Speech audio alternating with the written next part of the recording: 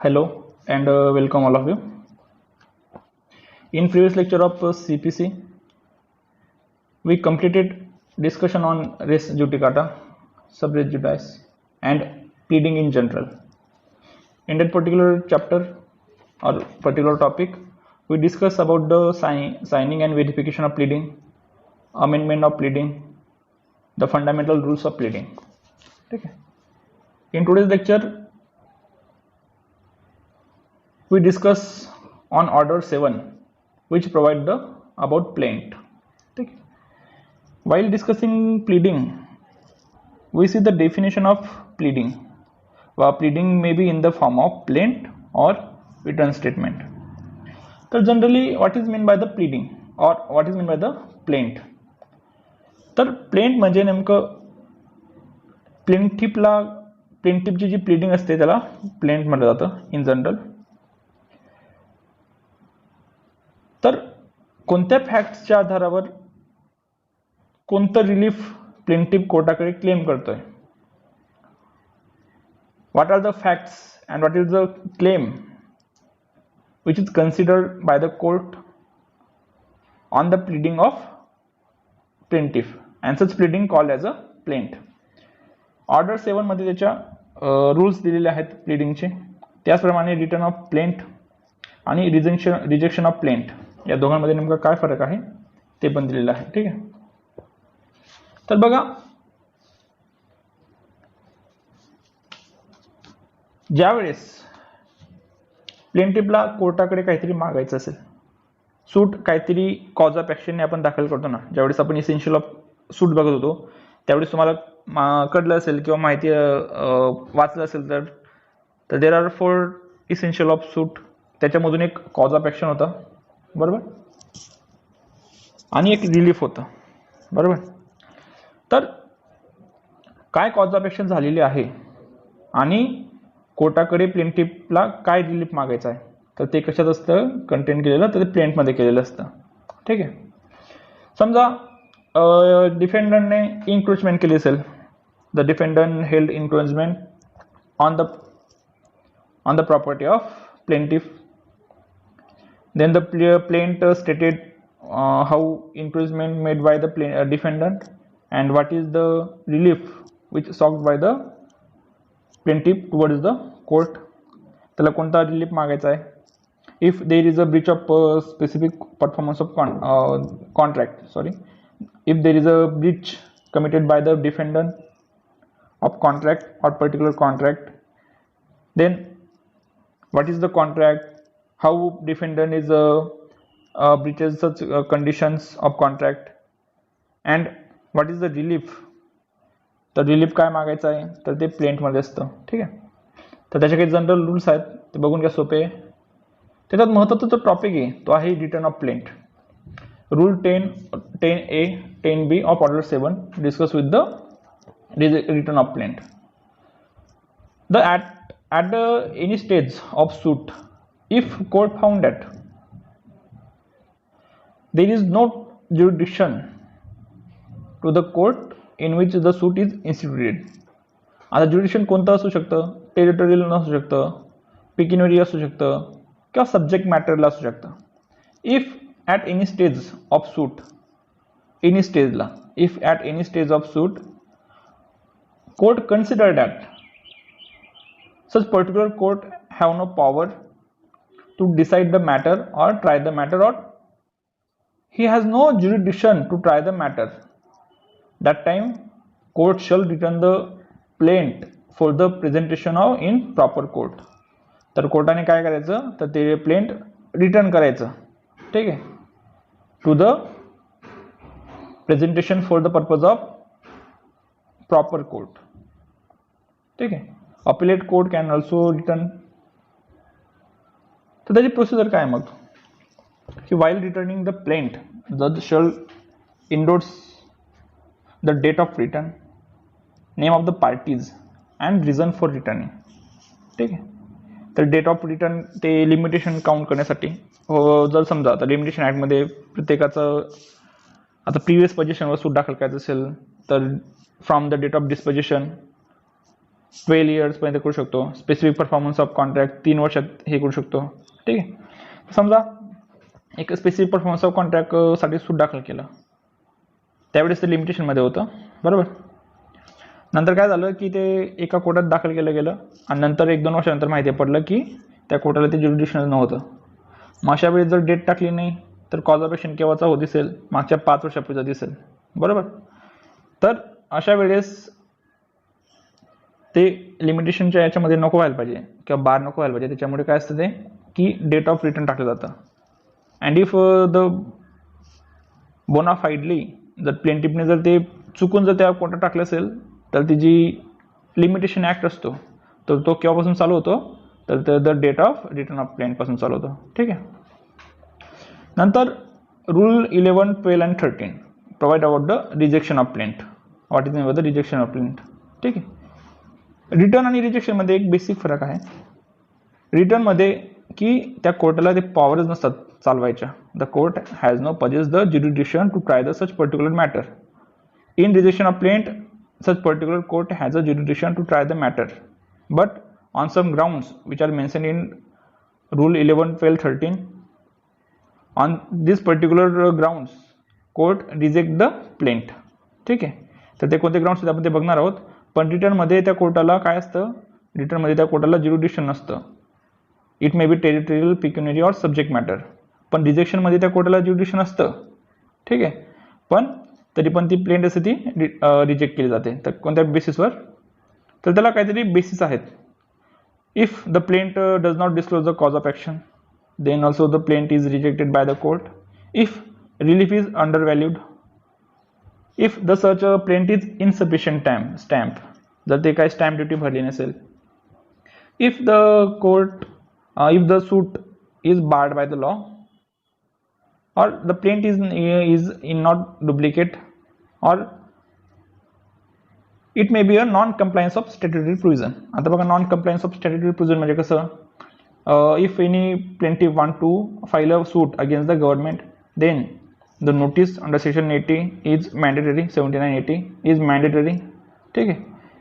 आणि समजा जर त्याने नोटीसच पाठवली नसेल आणि ऑन द रेकॉर्ड दिसलं की in this particular suit the notice to government before issuing or before suing against the government is necessary, and such procedure statutory provision is not complied by the plaintiff, then such a plaint may be rejected. ठीक आहे. The plaint is not in duplicate. आता plaint duplicate मध्ये हे करावं लागते, file करावं लागते. जर तशी केली नसेल तरी पण, and in any other ground which is sub relevant to the court, किंवा एखाद्या कोर्टाला वाटलं की एक रिलेव्हंट ग्राउंड असेल तर त्याच्यावर. ठीक आहे. तर बघा रिजेक्शन ऑफ प्लेंट याचा इफेक्ट काय असतो, तर प्रोसिजर पण सेमच आहे की रेकॉर्ड रिझन फॉर रिजेक्शन. ठीक आहे. तर रिजेक्ट काय केली तर त्याचे रिझन रेकॉर्ड करायचे. इफेक्ट काय याचा, रूल 13 त्याचा इफेक्ट सांगतो. Phrase if any plaint is rejected by the court then fresh suit in same cause of action may be filed in the same court. ठीक आहे. ही डीम डिक्री असते. तुम्ही जर डिक्रीची सेक्शन 2 सबक्लॉज 2 जर बघितलं तर rejection of plaint is a dim decree आहे.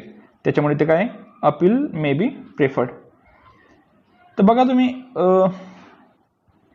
Rejection आणि रिटर्न दोघांमध्ये काय करताय की प्लेंट परत केली जाते प्लेंटिफला, पण दोघांचे रिझन वेगवेगळे आहेत, बरोबर. आणि दोघांमध्ये डिफरन्स आहे. एक तर आहे की ती डिक्री नसते रिटर्न ऑफ प्लेंट, तिथं सांगितलेलं असतं की तुम्ही या कोर्टात जा. एकदाची प्लेंट जर रिटर्न झाली तर आपण सेम कॉज ऑफ ॲक्शन किंवा सेम याच्यावर त्याच कोर्टामध्ये ती प्लेंट दाखल करू शकत नाही, कारण ती त्यांना ते ज्युरिडिक्शन नाही आहे. But in the case of rejection of plaint it may be reinstituted on the same cause of action. ठीक है. fresh suit can be instituted on same cause of action in the same court after the cause which is reject the plaint on the basis of which reject the plaint. त्या टाइमला काय, तर त्या टाइमला आपण fresh सूट दाखल करू शकतो. ठीक आहे.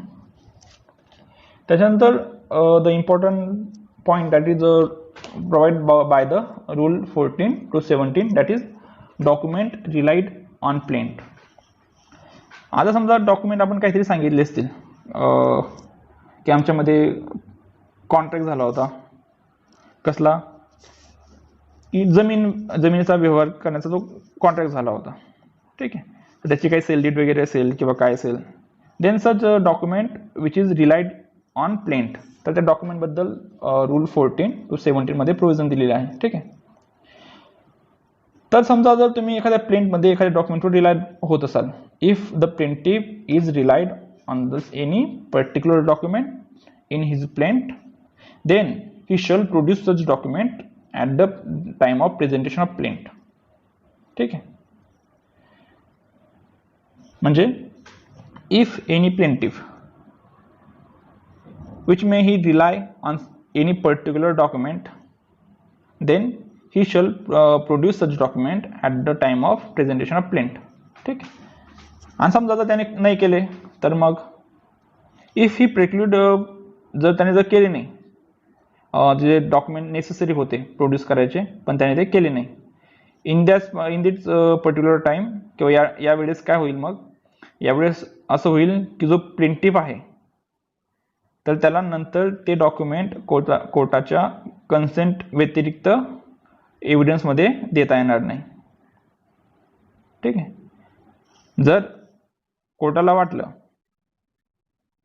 की ते डॉक्युमेंट महत्त्वाचे होते and plaintiff is under liability to produce such document at the time of presentation of plaint, but plaintiff does not provide such document at the presentation of plaint, at the time of presentation of plaint, then in future he shall preclude from the presenting such document in the evidences, ठीक आहे. तर त्याला ते पुढे evidence मध्ये काय करता येणार नाही, तर त्याला ते प्रोड्यूस करता येणार नाही. पण प्रत्येक वेळेस असं असतं का की जर डॉक्युमेंट सांगितले नाही, सांगितले असतील पण दिले नाही कोर्टात, तर प्रत्येक वेळेस ते एव्हिडन्स मध्ये घेता येणार नाही. तर त्याला काही एक्सेप्शन आहेत, तर ते with the permission of court आपण करू शकतो. And such provision is not apply where document is reserve for the cross examination of the witnesses or the defendant. समजा असे काही डॉक्युमेंट्स आहेत,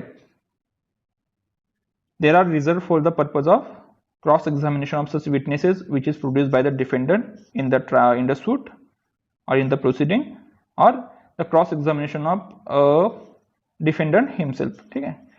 तर प्लेंटिफला वाटत असेल की this document is necessary for the purpose of cross examination of the defendant and witnesses produced by the defendant, then it is not necessary to produce such document with the plaint, ठीक आहे. And if such document, the second condition is if the such document is handed over to the witnesses or witness of the plaintiff for the purpose of refreshing his memory. Section 159, 160 evidence ऍक्टचं ते refreshing of memory deal करतं. तर जर refreshing of मेमरीसाठी जर ते असेल reserve केलेलं, तर अशा वेळेस जे document relied on plaint rule 14 to 17 applicable होत नाही, ठीक आहे. हे झालं तुमचं प्लेंटचं. त्याच्यानंतर order 5 provide about the summons. आता section 26 read with the order 5, ठीक आहे. तर हे समन्स बद्दल हे केलं जातं. आता समन्स बघा की एक आपण जनरल प्रोसेसनुसार जातोय. आधी आपण जनरल सूटचे इसेन्शियल बघितले, नंतर आपण रेज जुडिकाटा वगैरे ज्युरिडिक्शन वगैरे बघितलं, त्याच्यानंतर प्लेंट बघितली. प्लेंट नंतर प्लेंट फाईल झाल्यानंतर after the due presentation of plaint summons issue towards the defendant, ठीक आहे. मग ऑर्डर 5 कशाबद्दल सांगते, तर ऑर्डर 5 समन्स बद्दल सांगते.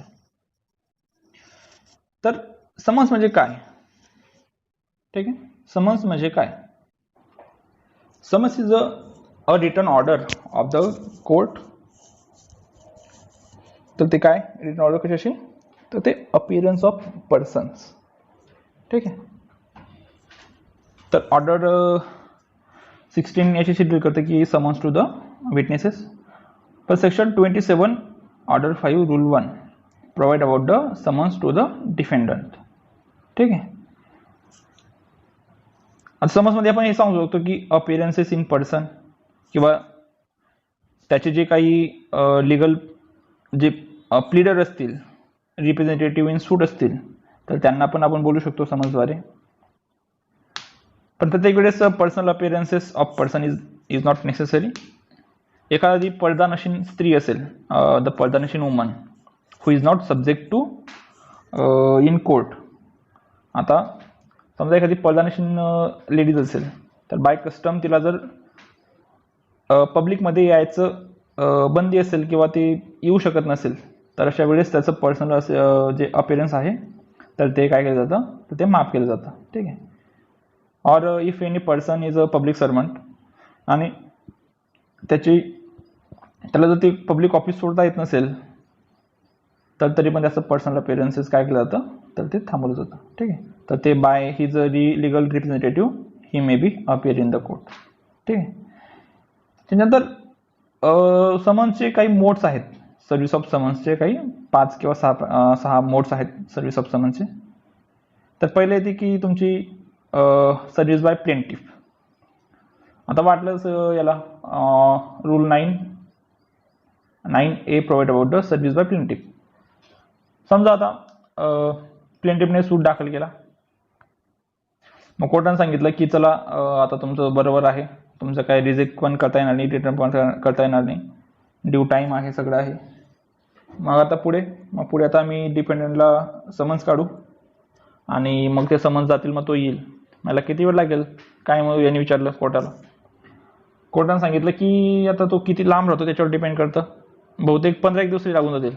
आणि 15 दिवसाची काय गरज आहे, याने सांगितलं तुम्ही एक काम करा, तो जो डिफेंडर आहे ना तो घराच्या मागेच राहतो, माझ्याकडे देऊन द्या, मी त्याला देऊन देतो. होऊ शकतं का? येस, होऊ शकतं. Rule 9A provide about the service by plaintiff. ठीक आहे. त्याच्यानंतर rule 9 provide about the service by court. आता याच्यामध्ये काय की कोर्ट पण सर्व्हिस करू शकतं. त्याच्यामध्ये बघा ते कोर्ट ऑफिसर असतात किंवा कुरिअरने पण पाठवू शकतात समन्स, किंवा RPADने रजिस्टर्ड पोस्ट ॲक्नॉलेजमेंट ड्यू, तर त्याच्याने सुद्धा पाठवू शकतात, किंवा फॅक्सद्वारे पण पाठवू शकतात. RPAD मध्ये एक हे असतं की प्रिझम्पशन ऑफ व्हॅलिड सर्व्हिस एक कन्सिडर केलं जातं कोर्टामध्ये. ठीक आहे. देन नंतर पर्सनल किंवा डायरेक्ट सर्व्हिस असू शकते समन्सची. Rule 10 to 16 and 18 provide about the personal किंवा डायरेक्ट समन्स. समजा इन पर्सन पण देऊ शकतो याच्यामध्ये, पर्सनल सर्व्हिसमध्ये, की इन पर्सन पण देऊ शकतो. And if such person is absent, त्याच्या घरून जर तो ॲबसेंट असेल किंवा काय असेल, तर अशा वेळेस आपण त्याच्या फॅमिली मेंबर्स देऊ शकतो. पण याच्यामध्ये जो सर्वंट असतो फॅमिलीचा, तर तो त्याच्या फॅमिली मेंबरमध्ये कन्सिडर केला जात नाही. ठीक आहे. In the absence of defendant the service of summons may be held on the any family member. कोणता फॅमिली मेंबर? जो अडल्ट असेल तो.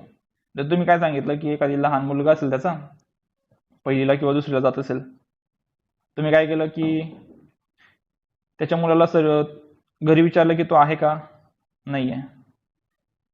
तुम्ही काय केलं की तिथं तुला सांगितलं याच्यामध्ये की पर्सनल किंवा डायरेक्ट सर्व्हिस करू शकतो आपण. तुम्ही त्याच्यात लहान मुलाला देऊन दिलं, तो असेल 3री-4थीला, त्याने काय केलं, त्या समन्सचं पतंग बनवलं किंवा विमान बनवलं आणि हवेत उडून दिलं. चालेल का? नाही चालणार. तर द पर्सनल किंवा डायरेक्ट सर्व्हिस असेल, if the defendant is absent from his home then the adult family member, तर त्याच्यावर ते सर्व करायचं. ठीक आहे. समजा आता एखादी डिफेंडंट बिझनेस करत असेल किंवा he carried out the business and at any particular place, and if he absent from then the manager of such business, तर त्याला आपण समन्स देऊ शकतो. जर एखादी इमूवेबल प्रॉपर्टी असेल, त्याचा जो कस्टोडियन असेल, त्याला पण आपण समन्स देऊ शकतो. ठीक आहे. आणि ज्या ठिकाणी 2 किंवा 2 पेक्षा जास्त डिफेंड असतील, तर प्रत्येकाला सर्व्हिस ऑफ समन्स करावी लागते. ठीक आहे. त्याच्यानंतर आता हे झाले तुमचे रेग्युलर प्रकार, की ज्या ठिकाणी तुमचा डिफेंडंट सभ्य असेल, लॉ अबाइडिंग सिटीजन असेल, तर अशा वेळेस काय, तर अशा वेळेस आपण हे करू शकतो, ह्या वरच्या पर्सनल सर्व्हिस बाय पोस्ट किंवा सर्व्हिस बाय प्लेंटिफ ते करू शकतो. पण जर तो समजा आता एखादी असा व्यक्ती की ज्याला काहीच घेणं देणं नाही किंवा काय नाही आहे, बरोबर, किंवा तो इंटेन्शनली अवॉइड करत असेल सर्व्हिस ऑफ समन्स, तर अशा वेळेस काय मग मग त्यावेळेस सबस्टिट्यूटेड सर्व्हिस ऑफ समन्स हे प्रोव्हाइड केलेलं आहे. Rule 17, 19 and 20 provide about the substituted service of summons. Where defendant or agent of defendant refused to sign acknowledgement, ठीक आहे, त्यांनी सांगितलं की मला साईनच करायची नाही, मला समन्स पण घ्यायचं नाही.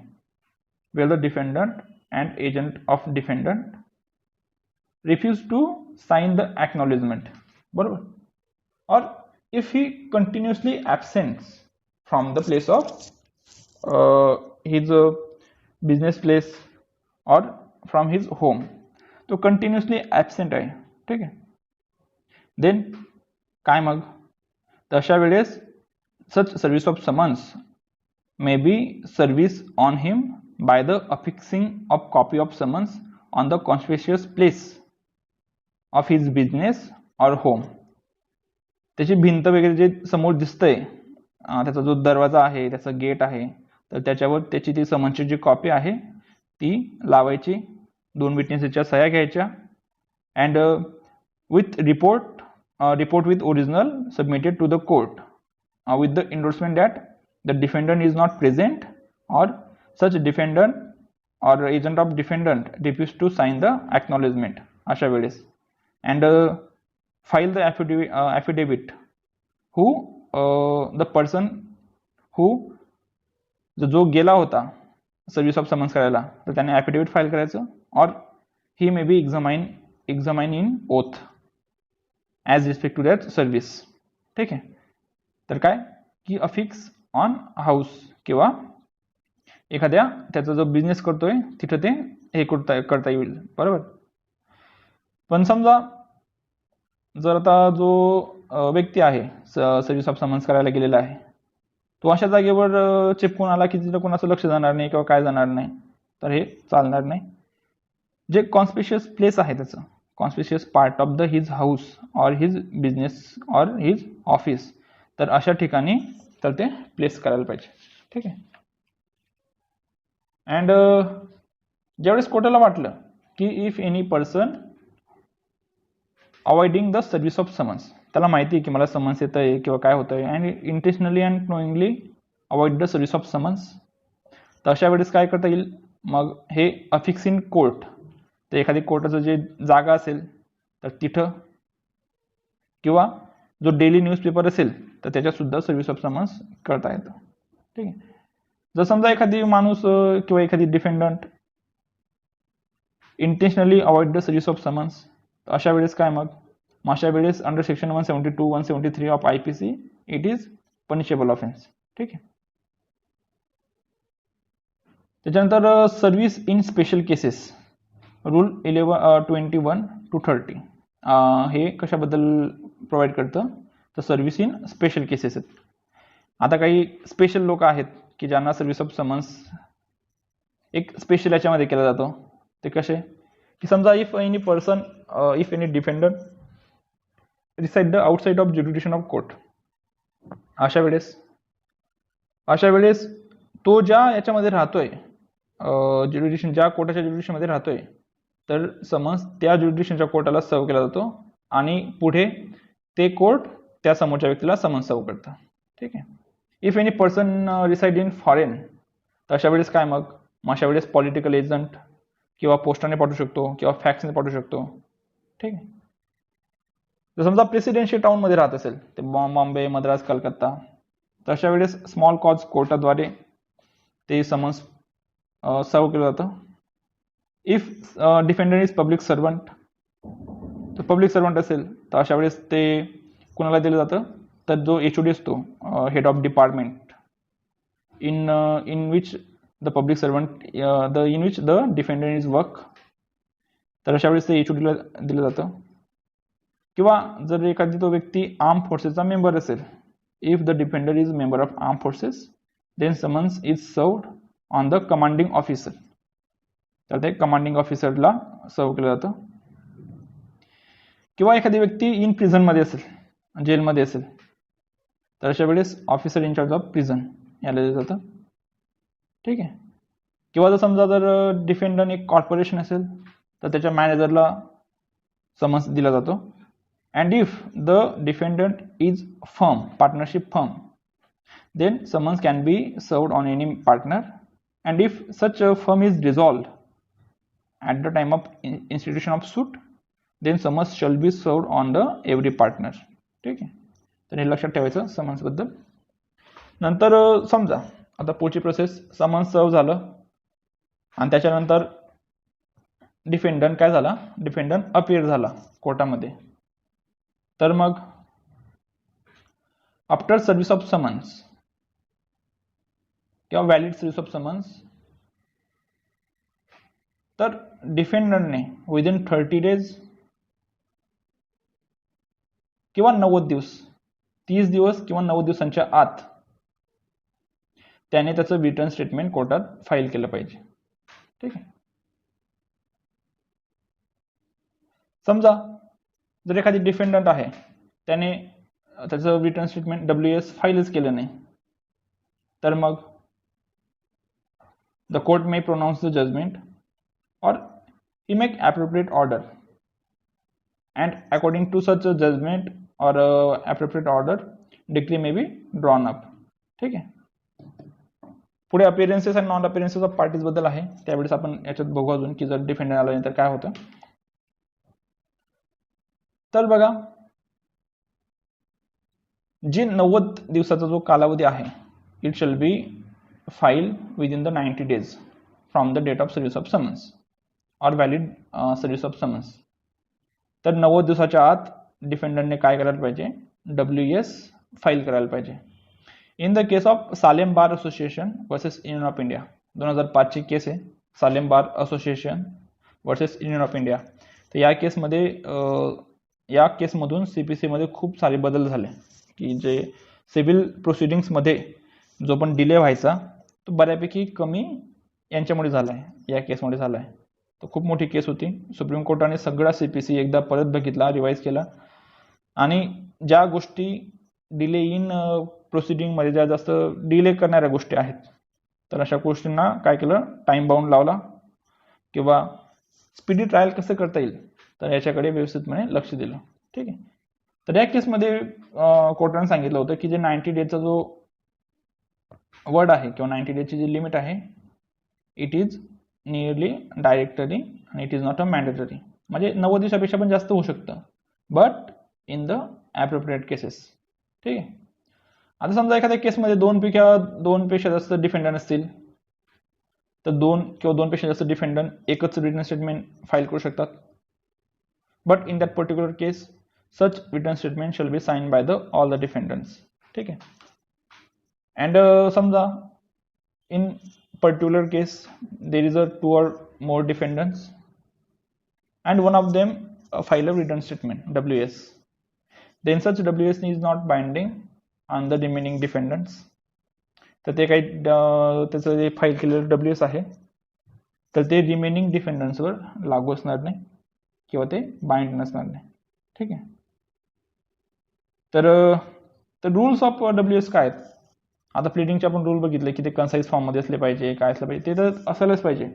पण WS मध्ये जर काही न्यू फॅक्ट्स जर काही इस्टॅब्लिश होत असतील, की समजा आता प्लेंटमध्ये काय सांगितलं की प्लेंटमध्ये सांगितलं की डिफेंडंटने माझ्याकडून 2 लाख रुपये घेतले होते, तर ते रिकवर करून मिळावे, सूट फॉर द रिकव्हरी ऑफ मनी. तर रिटर्न स्टेटमेंटमध्ये याने डिफेंडरने डिफेन्स घेतला की त्याने 2 लाख रुपये मी घेतले त्याच्याकडून, पण माझ्याकडे चेक पण आहे आणि साक्षीदार पण आहेत की ते पैसे मी त्याला परत केले होते. ठीक आहे. मी त्याच्याकडून पैसे घेतले होते मान्य आहे, पण मी ते पैसे त्याला परत केले होते. तर ह्याचं काय झालं, न्यू फॅक्ट झाली.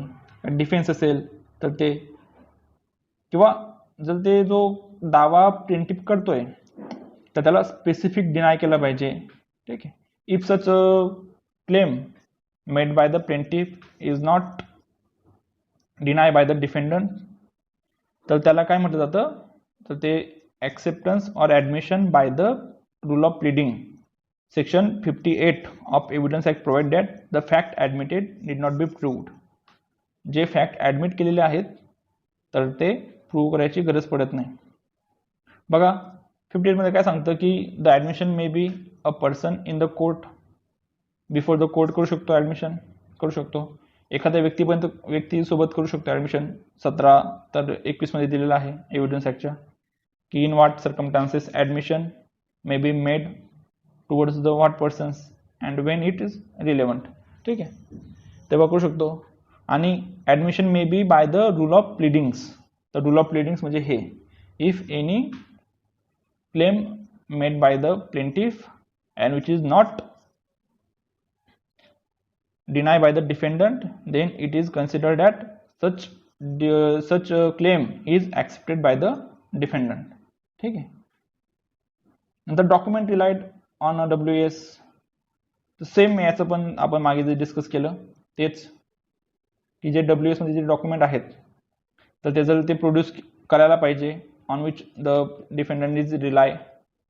जर तशी केली नाही तर मग असं समजण्यात येईल की जो जे ते भविष्यात तो प्रेक्लूड केला जाईल ते डॉक्युमेंट परत कोर्टात हे करण्यासाठी. बरोबर. नंतर पण इथं पण ते एक्सेप्शन आहेत की जर ते क्रॉस एक्झामिनेशनसाठी जर राखून ठेवले असतील किंवा बरोबर किंवा ते रिफ्रेशन ऑफ मेमरी ऑफ विटनेसेससाठी जर राखून ठेवले असतील तर अशा वेळेस ते काय केलं जाईल, तर अशा वेळेस त्याला कन्सिडर केलं जाईल. ठीक आहे. त्याच्यानंतर WS मध्ये सगळ्यात महत्त्वाचा कन्सेप्ट तो म्हणजे सेट ऑफ आणि काउंटर क्लेम. आता rule 6 provide about the set of and a counter claim provide about under rule 6A to 6G. आता जनरली तुम्ही सूटमध्ये बघत असाल काय की प्लेंटिफद्वारे काय करतो की काहीतरी डिफेंडंटच्या विरुद्ध क्लेम करतो. बरोबर. पण because of the set off and counter claim जो डिफेंडंट असतो तो सुद्धा एनेबल होतो कशासाठी, if any claim which is in favour of the defendant against the plaintiff. तर without necessarily filing the another suit, जे सूट प्लेंटिफने दाखल केलेलं आहे तर त्या सूटमध्ये जर काही त्याचे क्लेम असतील तर असे क्लेम सेट ऑफ थ्रू किंवा काउंटर क्लेम थ्रू प्लेंटिफच्या विरुद्ध डिफेंडंट त्याच्या WS मध्ये हे करू शकतो, मांडू शकतो. ठीक आहे. सेट ऑफ म्हणजे काय की for the purpose of ascertainable sum which are legally recoverable and which is not exceeding than the pecuniary limit of the court may at the first hearing or afterwards with the permission of court set off. ठीक आहे. तर ascertainable sum. आता setup मध्ये कसं आहे की ते एक डिफेंडंटचं जर प्लेंटिफच्या विरुद्ध काही दावा असेल किंवा काहीतरी वस्तू त्याचे काहीतरी प्राइस वगैरे राहत असेल किंवा काहीतरी सम, पण सम कशी असे पाहिजे की असर्टेनेबल म्हणजे कोणती की जी मोजता येते अशी. उदाहरण वगैरे समजेल. समजा काय झालं की ए हा व्यक्ती होता, मग त्याच्या घरी काय त्याचं काम करायचं होतं बाथरूमचं वगैरे. ठीक आहे. तर मग त्याने काय केलं की एक जो प्लंबर होता तर त्याला अपॉइंट केलं कामामध्ये. प्लंबरने सगळे कामं केली, सगळे हे केलं. बरोबर. नंतर मग काय झालं की प्लंबरने बिल काढलं त्याने किती, समजा 1 लाखाचं बिल काढलं. ठीक आहे. आणि ते पैसे कानाकडे काय मागितले की याच्याकडून पैसे मागितले. पण समोरच्या व्यक्तीने काय केलं की त्याला डिनाय केलं की असे पैसे तर नाहीच आहेत. मग बीने काय केलं की दावा दाखल केला, जो प्लंबर आहे त्याने, की रिकव्हरी फॉर रिकव्हरी ऑफ मनीसाठी. ठीक आहे. दावा दाखल केला. तर अशा वेळेस आता प्लेंटिफचं म्हणणं काय आहे की याच्याकडून मला 1 लाख रुपये घेणं आहे. ठीक आहे. तर मग जो डिफेंडंट आहे त्याला नंतर लक्षात आलं होतं की वाईल प्लंबर जेव्हा काम करत होता त्यामुळे त्याने निग्लिजन्सद्वारे त्याने काय केलं की जे वरची पाण्याची टाकी होती खूप महाग असेल, समजा तुम्ही 10,000ची आणि 50,000ची टाकी पकडा पाण्याची टाकी, तर याने निग्लिजंटली ते पाण्याच्या टाकीला काय केलं, त्याला काही डॅमेज केलं, त्याच्यामुळे याचं डिफेंडरचं काय झालं, नुकसान झालं. ठीक आहे. आता दोघीकडे दिसतंय, एकीकडे प्लेंटिफ जो प्लंबर आहे तो ए कडून क्लेम करतोय, एकीकडे ए प्लंबर पासून त्याचे 50,000 हे करतोय, बरोबर. तर या दोघांचं जे क्लेम आहे, तर जो आपला डिफेंडंट आहे तर तो त्याच क्लेम मध्ये त्याचं जे ती टाकी पाण्याची टाकी जी खराब झाली तर त्याचं जे क्लेम आहे तर ते पण तो त्याच्या डब्ल्यूएस मध्ये ऍड करू शकतो. ठीक आहे. तर याला म्हणतो आपण सेट ऑफ म्हटलं, बरोबर. तर इफेक्ट काय असतो सेटअपचा, सेट ऑफ हा एक सेपरेट सूट म्हणून ट्राय केला जातो, पण त्याला नंबर हे करत नाही की त्याला नंबर लावत नाही. ठीक आहे. कोर्टात नंबर लावतो ना आपण सूटला, तर तसा याला नंबर लागत नाही. पण सेट ऑफसाठी काय महत्वाचं आहे की असर्टेनेबल सम असायला पाहिजे, ते लिगली रिकव्हरेबल असायला पाहिजे, and not exceeding the pecuniary limit of the court असायला पाहिजे, आणि it can be set up in first hearing or subsequent hearing with the permission of the court. ठीक आहे. तर हे झालं. नंतर एक काउंटर क्लेमचं आहे की 6A to 6G which is provide about the counter claim. ठीक आहे. तर काउंटर क्लेमचं आपण पुढच्या लेक्चरला बघू. पुढच्या लेक्चरला काउंटर क्लेम आणि अपिअरन्सेस ऑफ पार्टीज आणि इश्यूज वगैरे, तर याच्याबद्दल आपण माहिती घेऊ. काय समजलं नसेल तर मेसेज करा. काही अडचणी येत असतील समजण्यामध्ये तर तरी पण तुम्ही मला सांगू शकता. ठीक आहे.